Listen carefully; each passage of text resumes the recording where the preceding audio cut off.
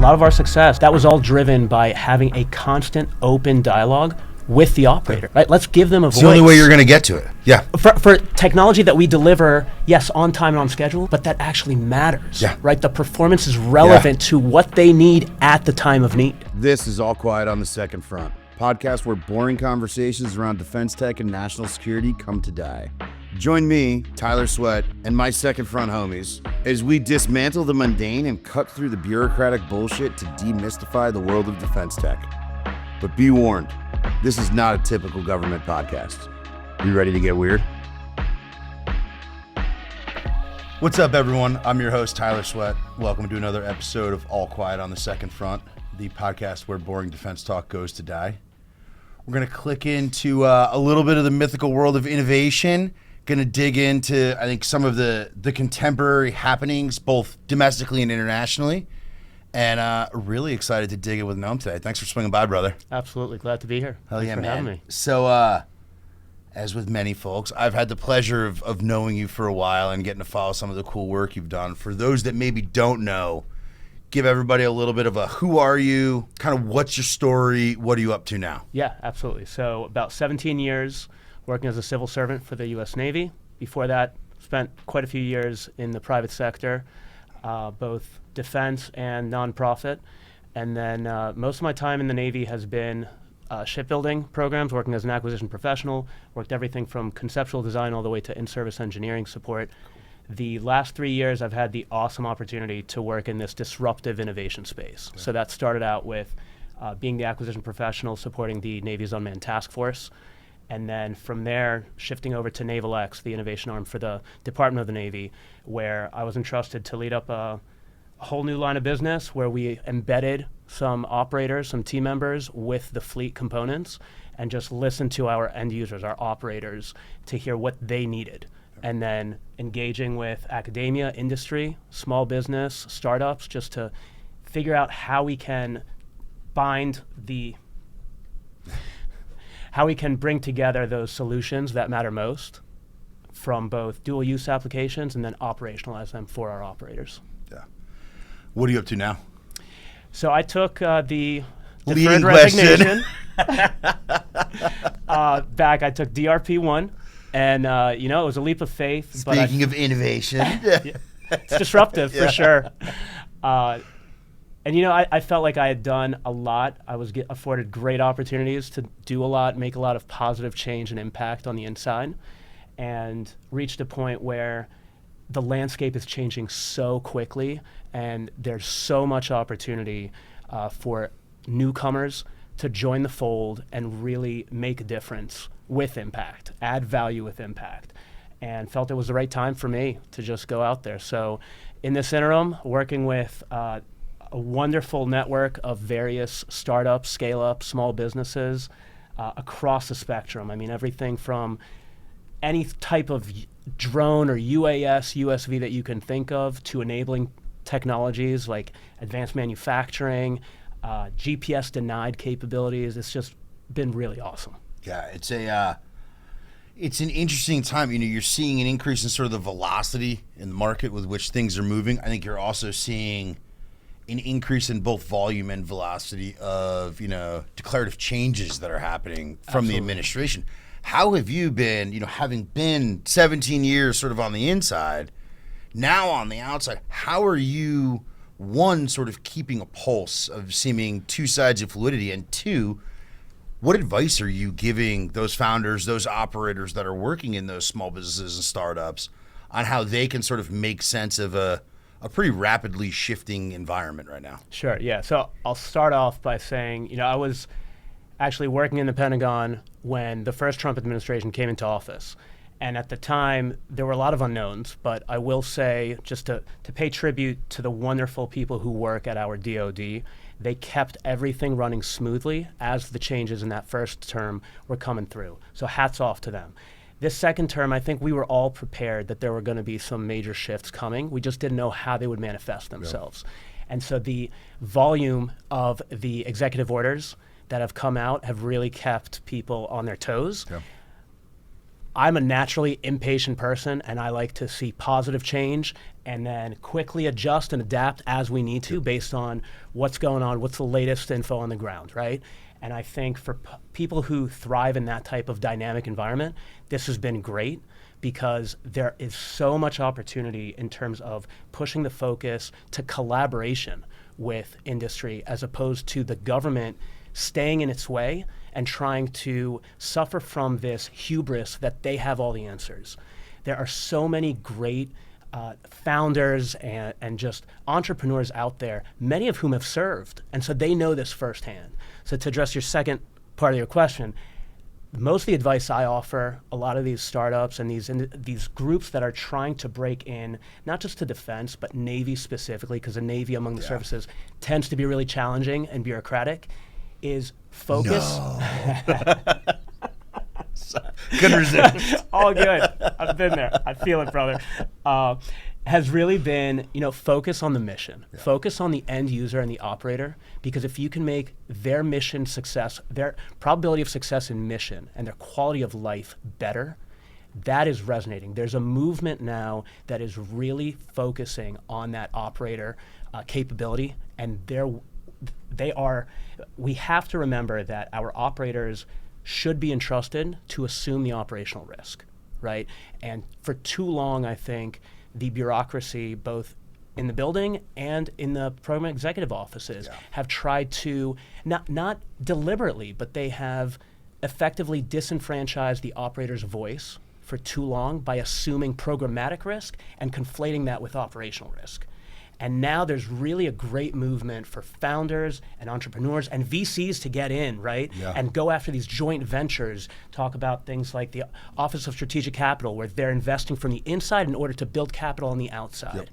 And great authorities that Congress has entrusted us with commercial solutions openings, prize challenges, right? CIBRC, you can catapult a program from one service to another service. Yep. All these avenues, these pathways that are laying foundations to broaden the industrial base while constantly enabling us holistically to maintain our advantage with everything going on the global stage.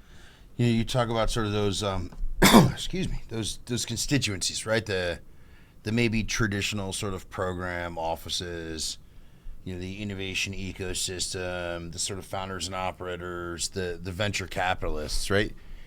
Those constituencies all have their own sort of lexicon, right? The government speaks to industry as if it's this big, like, monolithic thing, when in reality it's pretty diverse. How are you seeing, maybe who are you seeing, if anyone, or how are you seeing the government do a better job, given some of the velocity, the commercial preference, some of the things you're seeing? Are you seeing the department do a better job sort of engaging with or maybe decoding some of the lingo, or is that still being left to like those of us that have been in all of the different trenches to try to be interlocutors? Yeah, I'll tell you, I think where I see the most shifting for the positive has been these conferences. You and I have gone to numerous conferences over the past few years, and initially, 2-3 years ago, conference after conference, it was the same individuals, the outliers from each of the services, each of those constituencies, really, trying to bang this drum, right? And in the past year, I am really just uplifted by the different people that are now on stage, people that you may not have known before or you may not have seen speaking in this lingo of joint venture, right? I had the opportunity to moderate a panel at West this past year, and we had someone from venture capital, we had someone from DIU, and we had someone who used to serve on the CNO staff and is now at an industry working at a small business, right? Innovation. Yep. And just the theme in that panel resonated that it's a cultural language barrier that we need to come through.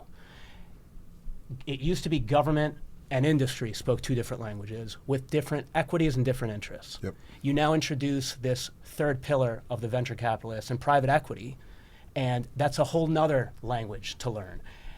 When I meet with various entities trying to break in, a lot of what I focus on is really just, you have to understand the stakeholders. 90% of this is personality management. Yep. The technology's there. We are fortunate to have such a vibrant and brilliant technology workforce across this country, right? It's there. The minds are there. We just need to figure out how to communicate with one another.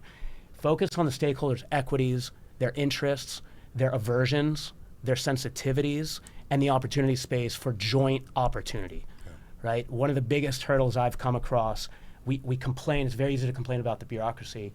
At the core of that pain is incentives. If we are not incentivizing the right behaviors, we're not going to incentivize the right results, the right actions that lead to those results, or the morale that we are all seeking to uplift. Yeah. You know, you talk about sort of the different sort of like cultural language and the need to kind of coalesce around, you know, value creation and sort of like joint wins and stuff like that.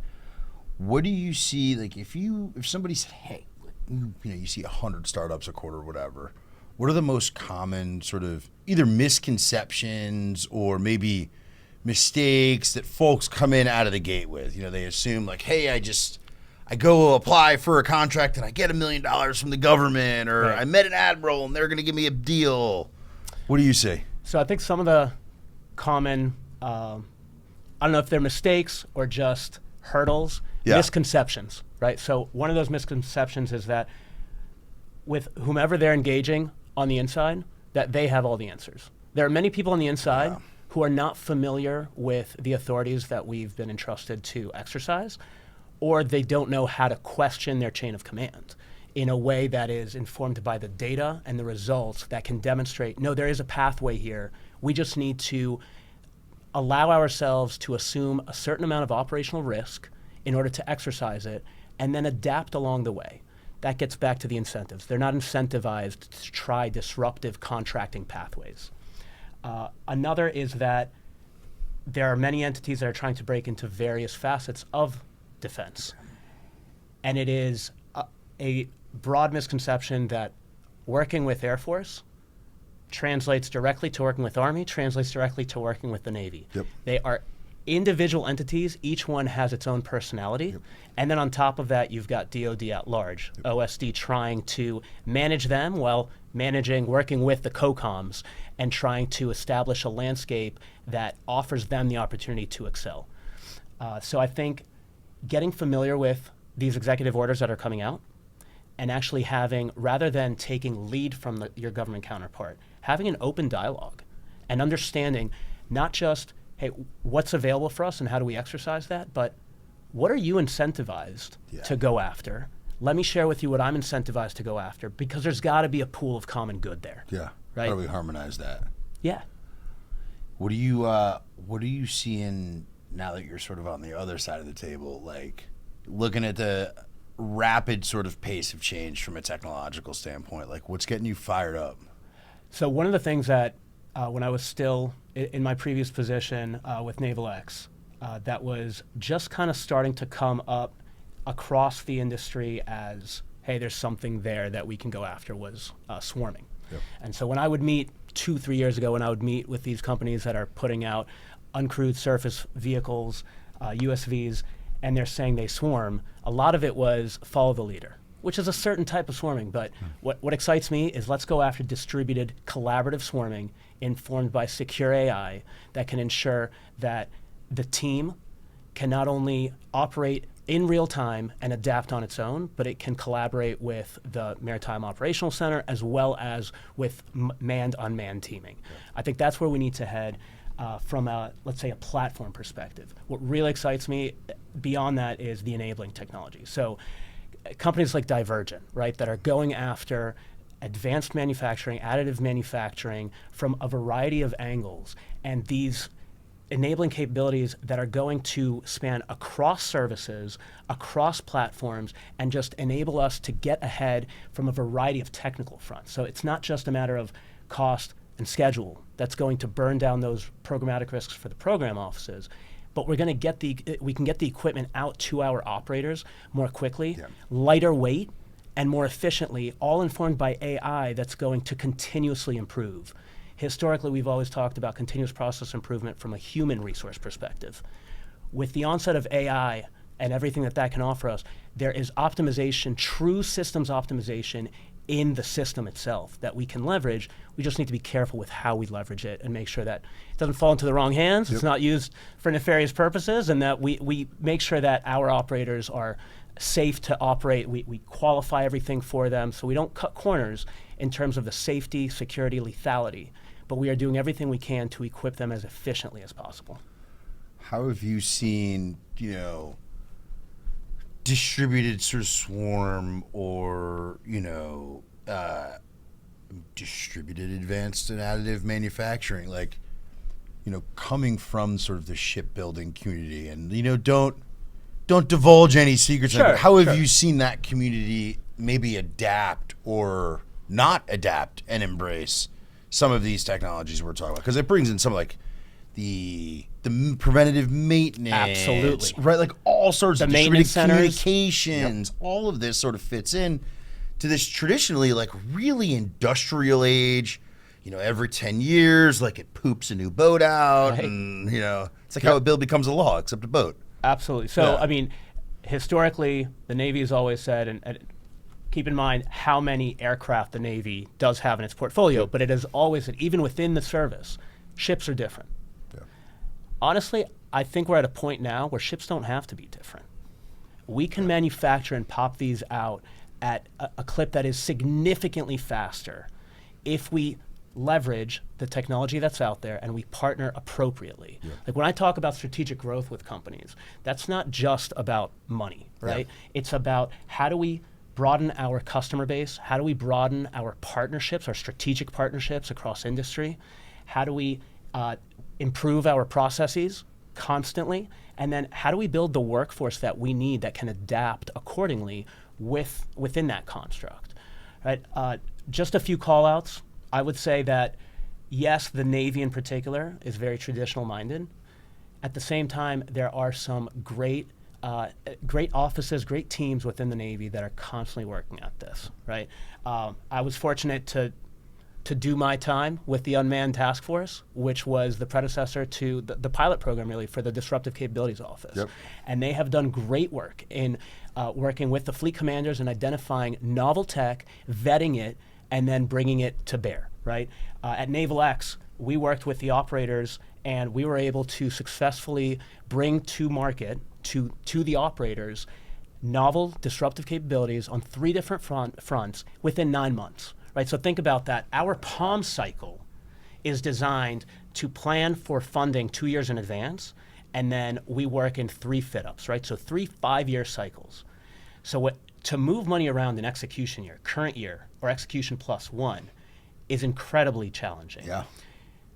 At the Unmanned Task Force, we worked with the senior acquisition executive for the Navy to identify the various levers that can be pulled in order to move funds inside of execution plus 1.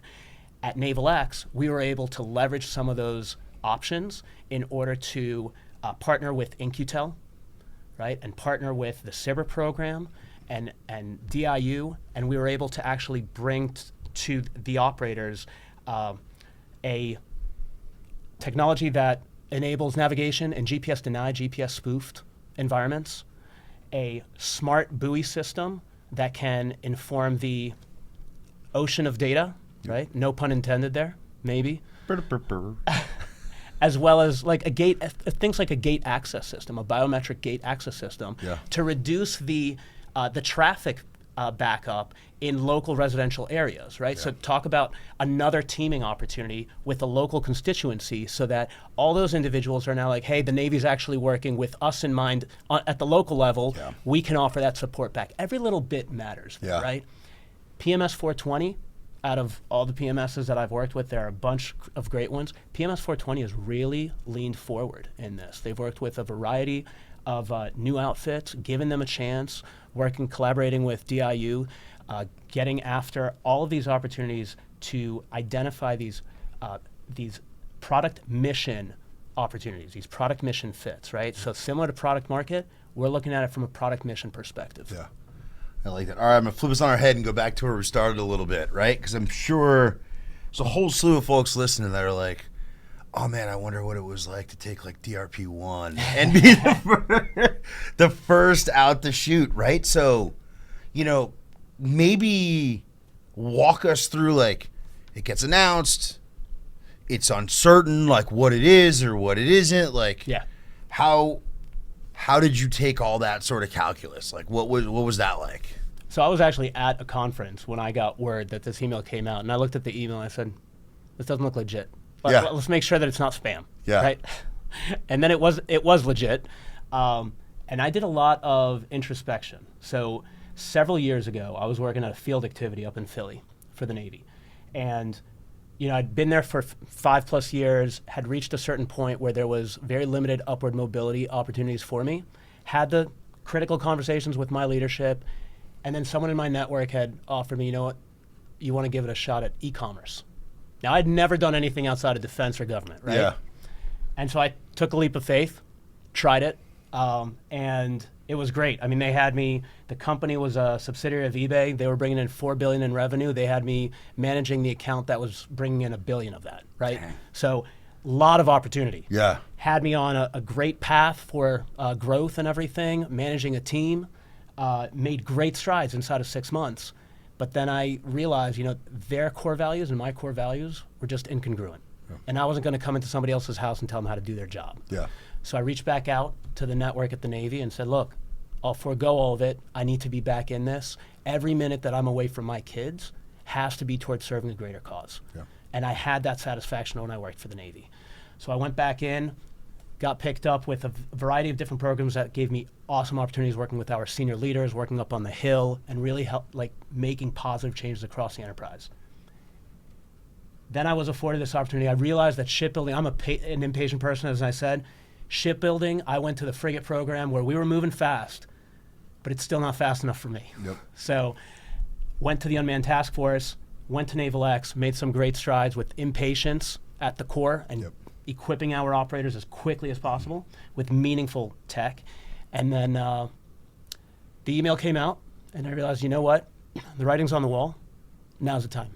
Yep. The space is just, excuse me, so fertile for great opportunity from so many different angles that it was clear to me there are people on the inside that still need to stay here and carry the message forward. There are people on the outside that are just getting their feet wet, and they need some guidance. Yep. They need to understand how to navigate this bureaucracy without tripping themselves up and without, unfortunately, too many times, tripping up some aversions or sensitivities that kill the deal, right? So I didn't know how it would play out. Yeah. In all honesty, I took a leap of faith thinking, I hope that they honor the other side. And I've been very fortunate, I'll say. The administration has honored its side of things. I've been afforded the opportunity to work with a whole host of various companies, startups, some that are just on the precipice of announcing that they're coming out as startups, right? Yeah. Really exciting tech, and it's just been an awesome ride. Dude, that's awesome. Last two questions as we sort of turn the corner, right? A lot of this has been around, velocity, but like purpose-driven velocity, right? Yep. Being intentional towards that product mission fit, towards that value, towards that like leap ahead capability. If you had a slew of sort of startups sitting here, like what's that one thing you tell them that, so I know sometimes the words are different or the cultures might be different, but what's that piece of advice you give them as they're getting ready, thinking about like, hey, do I even come into sort of the public sector or the national security community, the Navy, something like that? I think it goes back to what drove me for the past 3 years. Keep the operator at the forefront of everything that you're doing. Why are we here? Right? Like why would anyone on the civil servant side take a civil servant job with the DOD when the DOD gets blasted all the time by individuals who may or may not appreciate what the DOD actually does for them and for the security of our nation and our standing in the rest of the world, given our, with great power comes great responsibility, and we have to own that, right? So no, we're not always clean, but among the beacons of hope, I'm a very proud patriot and believe that this country true believers is still only, baby. that beacon, right? And so I would say that it's very easy to get wrapped around the axle no matter what is driving you in the moment. But if you can tie everything that you do back to how do we maintain the safety of those who are keeping us safe, and how do we improve their quality of life and quality of mission so that they can go home to their families the way we are going home to ours every night, I think that's a huge driver. And that is one piece that in that Venn diagram of VCs, industry, academia, and the DoD and government in general, I would hope we can all agree on that. Yeah. No, I mean, and I also think that's transferable too. Like that's the cool part about that is you think about customer obsession and like user-driven 1 through N. There's a library of user-driven shit you can read about. But like it is, how do I keep that right person at the center of what I do and not let my own ego, my own processes, my own biases drive anything? And it's that North Star. Absolutely. Yeah. And I dude, think, that rocks. engaging the operators, like a lot of our success, I mentioned those 3 success stories we had. Yeah. That was all driven by having a constant open dialogue with the operator, right? Let's give them a voice. It's the only way you're going to get to it. Right. Yeah. For technology that we deliver, yes, on time and on schedule, but that actually matters, Yeah. right? The performance is relevant to what they need at the time of need. Yep. Dude, that rocks. All right, last question. A little bit of a doozy. Yeah. Noam's king for a day. You get a magic wand, you get to wave it, make anything happen. What is it and why? So I'm going to anchor this back to a personal note for me. So October 7th hit, and I was working at Naval X, and the administration had expressed its staunch support to Israel. And I have family over in Israel, those who have also been called back up over the past year and a half plus. And I had requested from my chain of command, look, I feel guilty and helpless here. I need to be part of the support. Wherever you need me, I know the language, I know the culture, please employ my services. And they did a solid for me, put me in touch with the right people at the Joint Rapid Acquisition Cell that, separate from all this, does a great job of supporting our COCOMs with rapid acquisition, right? And it pains me beyond measure that we are almost 2 years into this, and this yellow band on my wrist has been on for over a year and a half. We have to get those hostages back. And so that would be first and foremost. Beyond that, I do everything that I do so that my kids can be proud for any moment that I'm away from them. And I would love for my kids to be able to realize a world where we have balance and harmony, as idealistic as that sounds. But there's just way too much chaos going on the global stage right now. And we need to sunset it. And I'm very excited about everything that's going on right now. There's a huge wave rising, and I'm hopeful that I can help with bringing that forward and helping these companies figure out how to navigate. But all of that, I think, every single one of them that I've met with has that shared common interest, and I think that they can help realize that harmonized future for my kids and for everyone else's. Yeah, dude, that fucking answer rocks. So I can't even add to it. It's perfect. So thank you for, 1, what you've done already in the career, and 2, still being in the fight, brother. Absolutely. And I know It's you're an making honor. the kids proud. It's a privilege. So thanks for being here, dude. Thank you very much, Tyler. Cheers, everybody.